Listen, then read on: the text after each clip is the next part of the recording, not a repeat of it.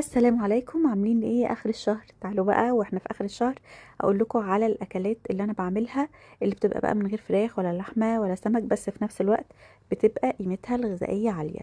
اول حاجه بجيب حله على النار، بحط فيها شويه من الزيت، وبكون مقطعه بصل مكعبات صغيره كده.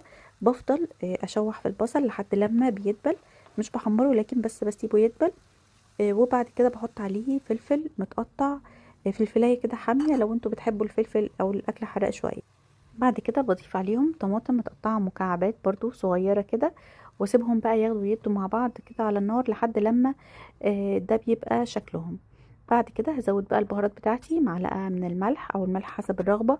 هضيف بقى كمان كزبرة وكمون وفلفل اسود، وهقلب كل الخليط ده كده مع بعض. وبعد كده هزود عليهم خضرة متقطعة اللي هي كزبرة وبقدونس وشبت متقطعين صغير. هقلب كل المكونات دي بقى مع بعضها، وده كده اساس الطبخة بتاعتي.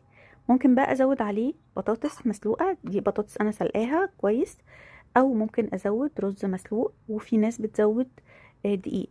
حسب بقى كل اسره او كل بيت متعود، او كل واحد الطعم اللي اتعود عليه. يعني احنا في عيلتنا بنعملها بالبطاطس المهروسه، عند عيله جوزي بيعملوها بالرز المسلوق، في ناس بيعملوها، عرفت ان في ناس بيعملوها بالدقيق.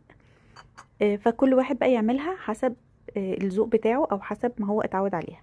بعد كده بقى بزود عليها بيض مخفوق. انا هنا زودت تقريبا دول 7 بيضات، ضربتهم كويس.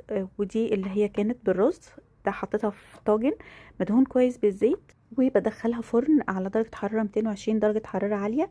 وده كده شكلها لما بتطلع من الفرن. الكمية اللي انا كنت عاملاها في الحلة طلعت لي صينيتين، مش الصينية دي بس، يعني الصينية دي واحدة تانية كمان معاها. وطبعا اللي هي بالرز بتتقدم بقى مع طماطم مخللة وبتنجان مخلل، دي الصينية التانية اللي انا كنت عاملاها. بحبها تبقى مقرمشه كده من الطرف شويه، وده شكلها بعد لما اتقطعت. لو الوصفه عجبتكم متنسوش تعملوا لايك وشير وسبسكرايب للقناه.